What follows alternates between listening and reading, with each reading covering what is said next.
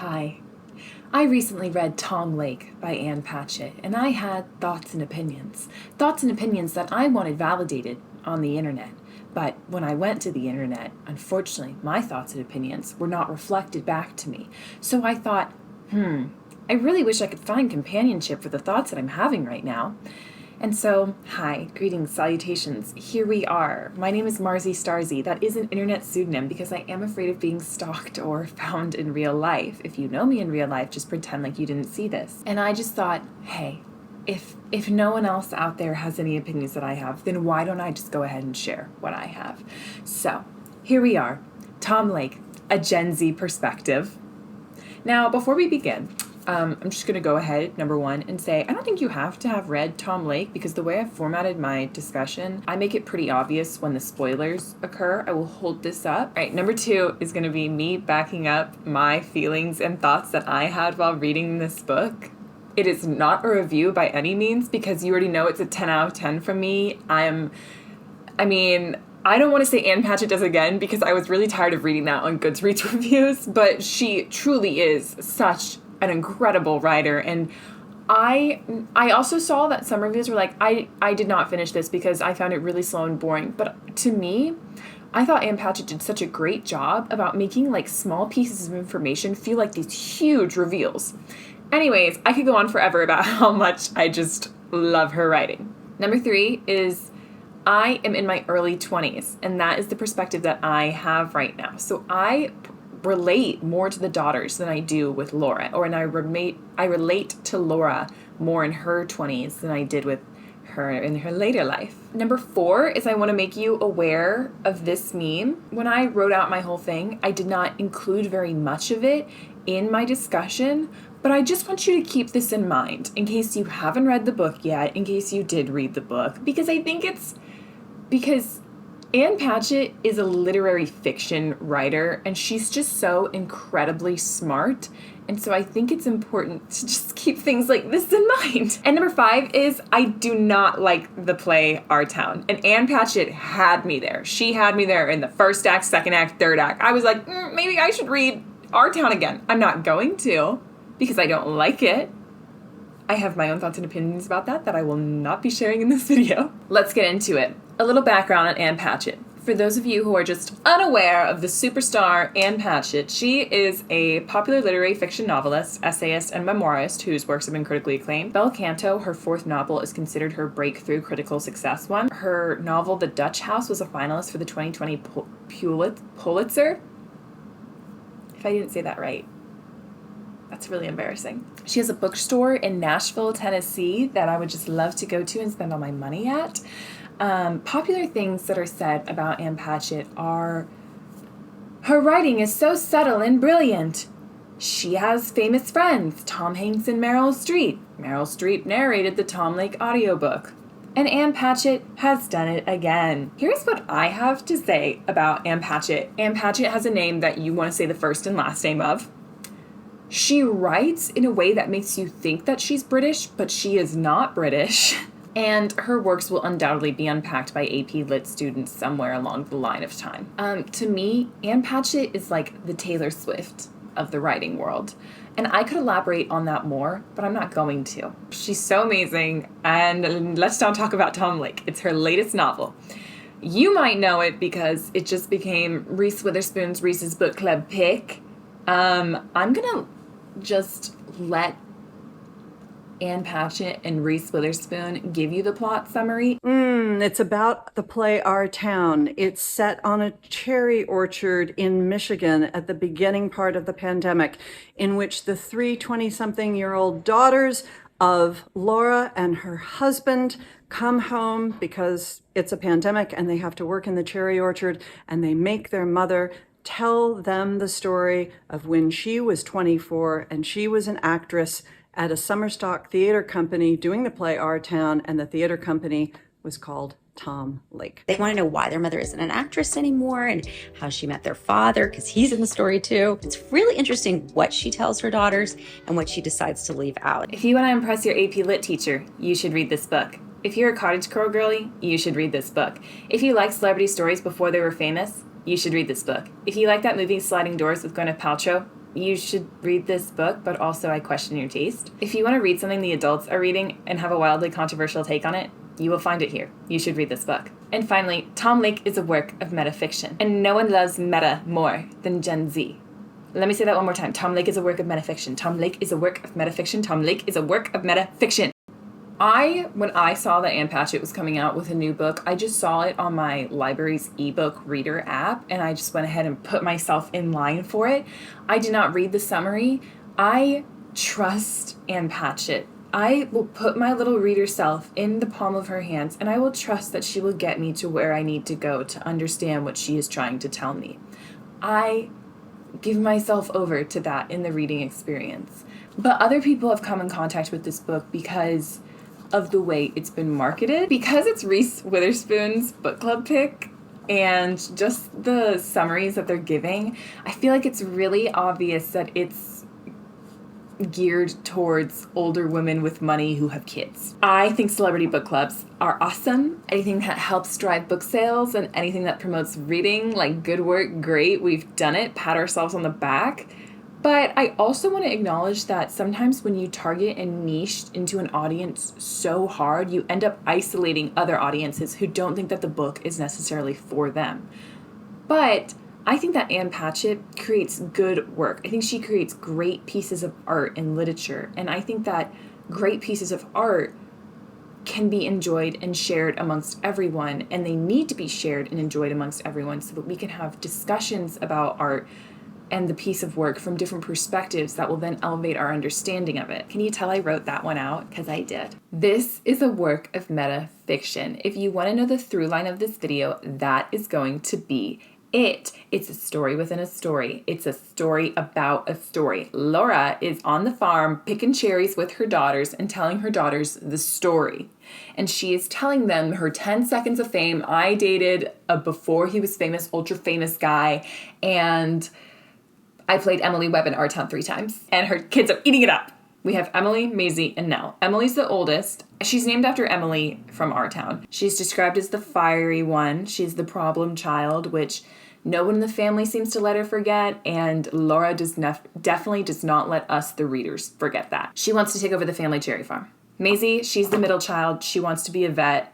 And Nell's the youngest, and she wants to be an actor, and she was in her senior year, but now she's in a pandemic, right? When I was reading this, what stuck out to me, Laura would have these moments where she would tell her daughters, the happiest days of my life were when you were born.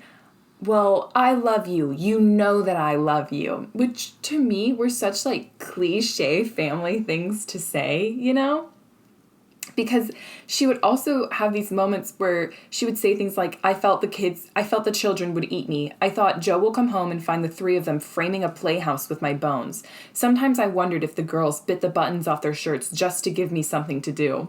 For a book that is so lighthearted, it feels like we get these glimpses of deep darkness into Laura. Laura, in her own words, the way she describes her daughters can at times be this great cottagecore way of, like, describing these characters. Emily paid attention to trees the way that Maisie paid attention to animals, and Nell paid attention to people.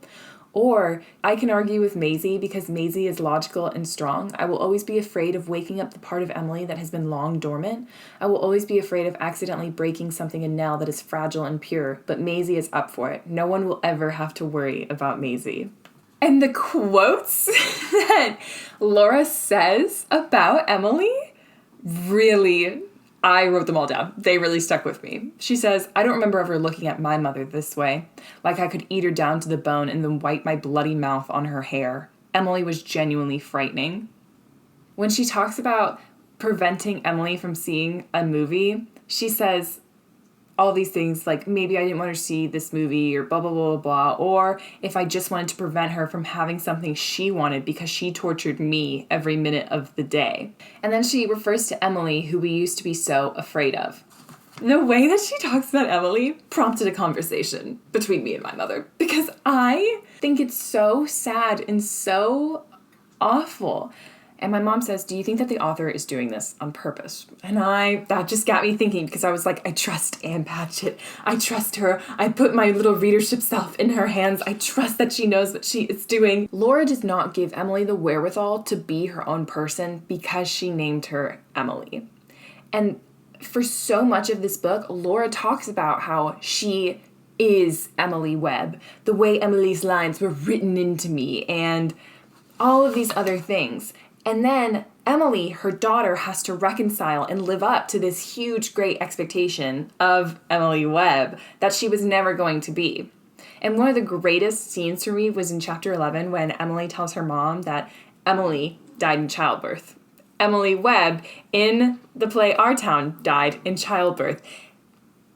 That is what sticks with Emily, her daughter, about her namesake, is the tragic end that Emily Webb has. And Laura says, we had named our daughter for the plucky girl in the first act, the smartest girl in her class. We had not been thinking about the third act at the time. I do want to say that I do also see the love in the relationship, and I think it is beautiful and great. And I kind of want to commend myself for seeing this relationship and also letting there be love in it when I was reading, because flashback to high school when I debated my poor English teacher about how Asher Lev's father in My Name is Asher Lev did not really love his son in the way that he needed to be loved, and that the orange juice was performative fathering. If you understood any of that, just go ahead and raise your hand so I can give you a gold star, because that's a really specific reference in a book. There is no explaining this simple truth about life. You will forget much of it. The painful things you were certain you'd never be able to let go, now you're not entirely sure when they happened, while the thrilling parts, the heart-stopping joys, splintered and scattered and became something else. Memories are then replaced by different joys and larger sorrows, and unbelievably, those things get knocked aside as well, until one morning you're picking cherries with your 3 grown daughters, and your husband goes by on the gator, and you're positive that this is all you ever wanted in the world. Laura is an unreliable narrator. Anytime a story is told from a perspective, it becomes unreliable. And she sums it up in that quote so perfectly, because it's not even that she is consciously trying to edit and change the story and influence the way we think about things. Being human allows you to subconsciously do it anyways. And I think that's why we don't get such an in-depth look at her past with Emily and maybe her past misdeeds as a mother or where things went wrong, because maybe she doesn't always remember those things. But it is interesting and worth noting that she does remember this painful, painful time of her daughter when she was growing up. One of the things that Ann Patchett has said about this is Laura's not going to tell her daughters the whole story, but nobody ever tells the whole story. I mean, we all edit our stories based on our audience. I'm going to tell a story to my husband one way, to my best friend one way, to you one way. It's not that you're lying. It's just that you shape your story to fit your audience. She's just smarter. I don't have the words to fully talk about this in a way that makes me sound smart and brings us all to a really great point, but I think it's just worth mentioning. Here are some other things that tickled me about this book. The way that Ann Patchett wrote the younger generation was so satisfying and pleasing to me. And like the way she was talking about climate change and other things about the future that the daughters were worried about, I thought was so authentic, and I really related to them. This is one of the things that Ann Patchett said about writing this book. One of the things that this book is about that I am so struck by is when I was in my 20s, I worried if I had enough money to go out to dinner. We would go to the matinee because we don't have enough money to go at night. We will go to the restaurant, but we will just get a piece of pie. I really want to get this story written. Maybe I will send this story to a magazine. That's what I was worried about. At the bookstore, I own a bookstore in Nashville, Parnassus, we have all these employees, a lot of them in their 20s and 30s, and that's not what they're worried about. I mean, they're worried about the pandemic, they're worried about climate change, they're worried about gerrymandering, they're worried about the right to love who you love. I mean, it's the weight of things that young people have to worry about today is so different from the things that I worried about when I was young. I just felt like that was such a great and magical statement for Ann Patchett to say, and so incredibly insightful that only Ann Patchett could say that. Another thing I just want to go ahead and throw out there, but Ann Patchett wrote this on a treadmill. She has said it so many times that she wrote this at a walking, standing desk, which I think is so fun. You want to know the weirdest thing about this book? I wrote it entirely on a treadmill desk. I wish I had time to talk about and had drawn my own conclusions about the lipstick that Nels wears, the cats that Maisie's called about, Palace, the Cherry Orchard by Anton Chekhov, and Baltimore. If anyone wants to talk to me about what happened in Baltimore, my door is always open. This is kind of a spoiler. You could keep watching this part, but I don't know if you want to be like 100% shocked and surprised. So the daisies exist on the dress that Laura's grandmother made for her, and the dress that was then passed around from daughter to daughter until Nell is finally wearing it. Nell, who wears the lipstick that Laura cannot for the life of her understand why.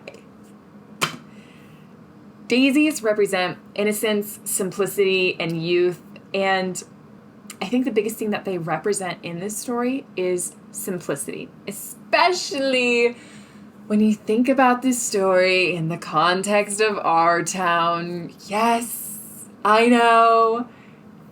Our town, the whole point of that play is that life is about the small moments. And I feel like Tom Lake is about the linking moments. It's about the daisy chain moments, right? The small things that link together to create these big memories. No one thinks of the stage manager as a young man, but why shouldn't he be? God can be anything.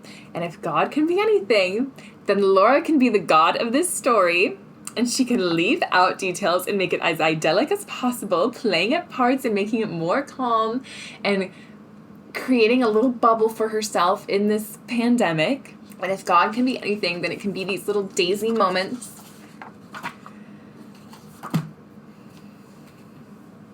I don't have anything else to say. When I was originally working on this, I was going to make it like you read it wrong because of how many reviews I saw of everyone just being like, she does it again.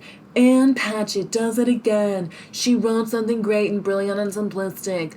I really relate to this because I'm a mother. And sorry, those are all completely valid perspectives. I was just kind of tired of reading them and listening about them because while it is cool that a book can make us all feel the same way, I also feel like it almost defeats the purpose of having online communities to talk about books, because I really want to know what everyone's individual takeaway was. And my individual takeaway was incredibly different from anyone else's.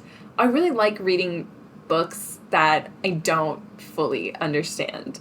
I read Bel Canto like twice when I was in high school, once when I was in college. I want to reread it soon. And I still don't fully understand that book. And maybe I won't until I'm later in life. I read Adultery by Paulo Coehlo when I was in high school. I did not understand that book at all. But as I get older, I think it's always fun to revisit works that are about the wisdom of age and the perspective of age and see just how much my thoughts have changed.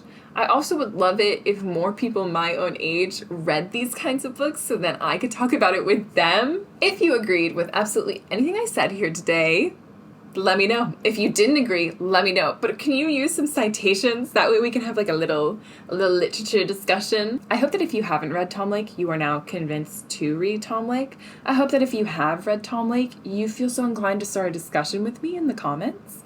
I hope that you have a brilliant day. I hope that you subscribe. Thank you so much for joining me.